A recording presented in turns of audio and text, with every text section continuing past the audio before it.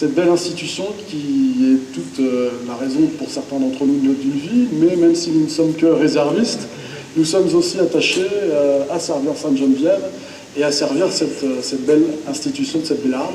Et j'espère qu'elle vivra encore de très longues années, malgré les coups de boutoir qu'elle a subis. Alors, il y a du bon et du moins bon. Le bon, c'est quoi? C'est effectivement, les dernières semaines ont fait que maintenant, il faut qu'on soit très vigilant de ne pas avoir du rouge à lèvres sur les joues, puisque vous savez que maintenant, on nous embrasse quand on est dans la rue.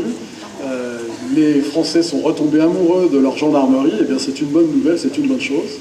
Ceci étant, je voudrais quand même dire que la gendarmerie a vécu un certain nombre d'heures bien difficiles.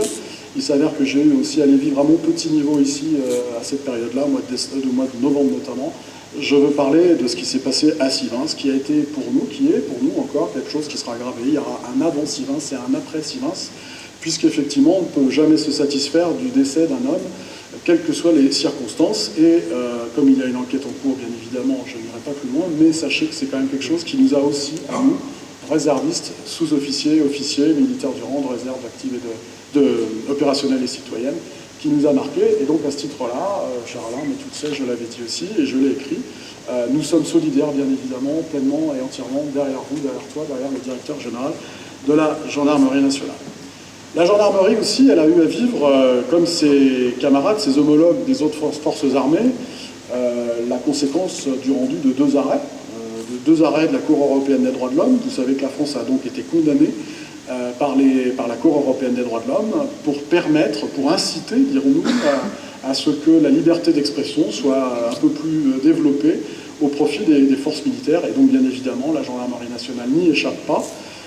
C'est pour ça qu'il y a un certain nombre de groupes de réflexion qui ont été mis en œuvre. On a pu ensemble, et je te remercie de m'avoir reçu à ce propos, en discuter. J'ai pu aussi en discuter avec le général Mazy, pour voir un petit peu aussi, et on s'en est entretenu aussi ce matin et cet après-midi, pour voir un petit peu quel est le positionnement d'une association de réservistes telle que la Morgende dans cette nouvelle organisation, de cette nouvelle restructuration. Pour ce qui est donc de la gendarmerie, j'en terminerai malgré tout quand même sur un point positif, en me félicitant quand même de ce dénouement récent, donc dû à l'action du GIGN, dont je rappelle qu'il y a quand même quelques réservistes. Alors c'est vrai que ce sont des réservistes qui sont souvent en provenance interne du GIGN, mais on peut quand même être satisfait que cette belle institution ait pu être représentée et qu'elle puisse porter bien fort les couleurs de la gendarmerie. Je vais maintenant parler très rapidement de la réserve. Donc la réserve, on en a eu l'occasion de s'en parler lorsque tu as été nommé, tu m'as reçu, et je t'en remercie encore une fois. La problématique budgétaire, nous l'avons évoquée. Peut-être que tu nous donneras des informations sans doute tout à l'heure. Donc un budget qui avait démarré assez lentement, assez mou, et qui a repris un peu de tonus, on va dire, à la fin de l'année. J'espère que cette année 2015 qui s'annonce sera dans la même lignée, et en tout cas qu'on terminera 2015 à peu près de la même manière, en tout cas dans le même sens. Voilà, donc ça c'est quelque chose qui est important, et je tenais à le dire, sur un format, sans doute que tu nous le confirmeras, mais qui est entre 26 et 27 000, si mes chiffres sont bons, réservistes. Je rappelle que la réserve n'est pas une fin en soi, hein, je te l'ai toujours dit, je l'ai toujours dit. Nous sommes réservistes pour servir, nous sommes réservistes pour engager notre vie parfois au service de nos compatriotes. Mais si la réserve n'est pas forcément nécessaire, eh bien, il n'y a pas forcément besoin d'engager la réserve. Même si, comme j'en discutais encore avec mon colonel à l'instant, on nous dit partout que l'active ne peut plus faire sans la réserve. Alors j'espère que la réserve pourra toujours faire pour que l'active puisse faire. Toujours. Voilà. Je vais parler aussi quelques instants de la territorialisation qui a valu entre Alain et moi quelques peut-être incompréhensions. Alors je voudrais m'empresser de dire en général, cher Alain, que je n'ai jamais été opposé à la territorialisation, puisque le premier, et j'ai des témoins ici, j'ai été l'un des premiers à dire que de toute façon c'était quelque chose d'inéluctable il y a 4 ou 5 ans, quand on observait les missions remplies par la gendarmerie, la réserve de la gendarmerie mobile, qu'il me paraissait inéluctable qu'un jour cette force intégrerait la gendarmerie départementale. Vous l'avez appelé la territorialisation, donc la réserve de gendarmerie territoriale. Eh bien, dont acte, il n'y a pas de souci. Et sache, je te l'ai dit, je te l'ai confirmé, nous accompagnerons autant que faire se peut cette mise en œuvre. Ceci étant, je dois quand même te dire que cet après-midi et ce matin, les questions sont importantes, sont prégnantes en termes d'organisation, en termes de déroulement de carrière, en termes humains, en termes de relations humaines. Et donc je pense que là, il y aura vraiment, peut-être que tu auras des informations à nous donner tout à l'heure, mais il y aura vraiment un effort important de communication, je pense, à faire dans ce sens-là. Pour ce qui est de la réserve en elle-même et du fonctionnement de l'institution avec la réserve de la gendarmerie. Ce qui me frappe après cette journée passée aujourd'hui, c'est finalement qu'on a beaucoup de volontariat, on a beaucoup de dynamisme, on a beaucoup de volonté, on a beaucoup de joie de vivre, on a de l'envie. Mais parfois, on voit aussi qu'il y a beaucoup de déception, il y a beaucoup de frustration, il y a beaucoup d'attentes.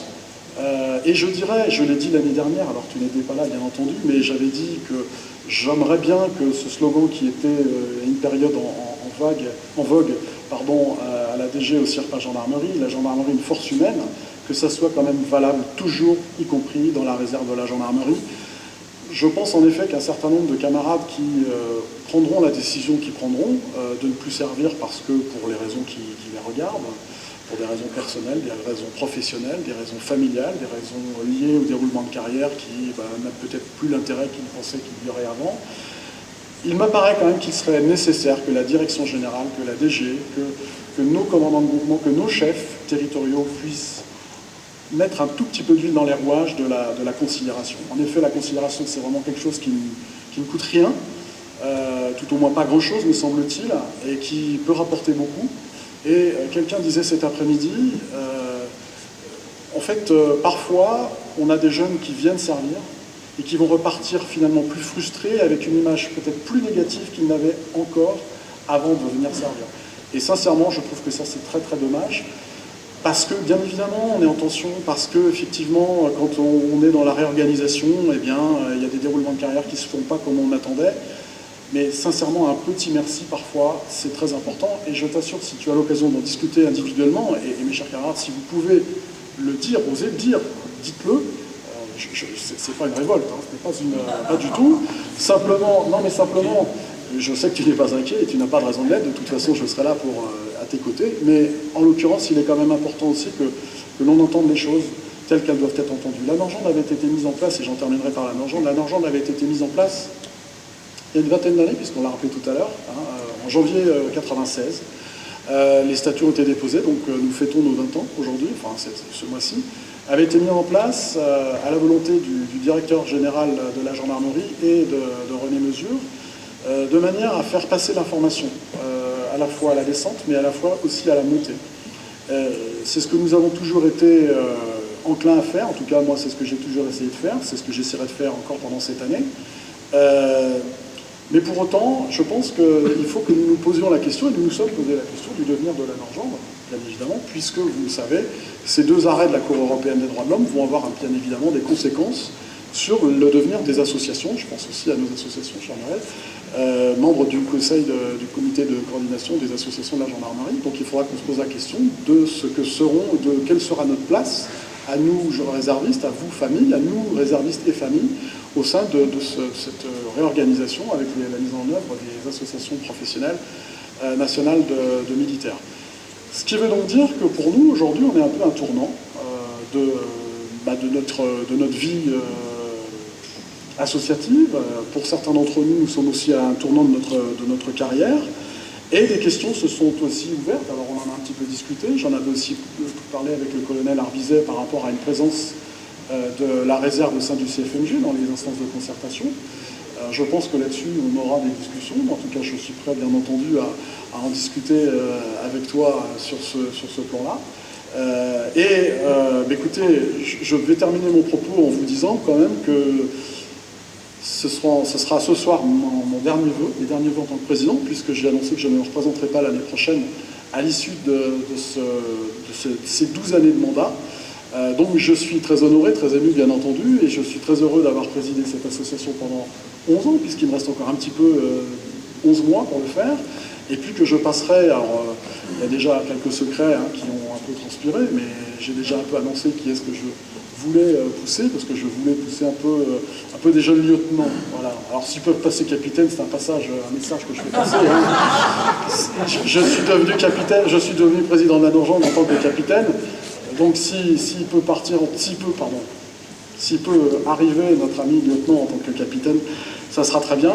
Quoi qu'il en soit, donc mon cher Alain, merci de cette confiance qui a été vis-à-vis de la Norgent pendant 20 ans, avec le Cohen Mesure qui était mon ancien. Et puis, pour ces 11 années passées, j'espère que la 12e qui s'entame se terminera bien. Et je vais, avant de te laisser la parole, je vais vous remercier tous encore une fois d'être venus. Et je pense qu'on a... Ah, c'est après. C'est après, donc on me dit, voilà, secrétaire général. Merci à vous.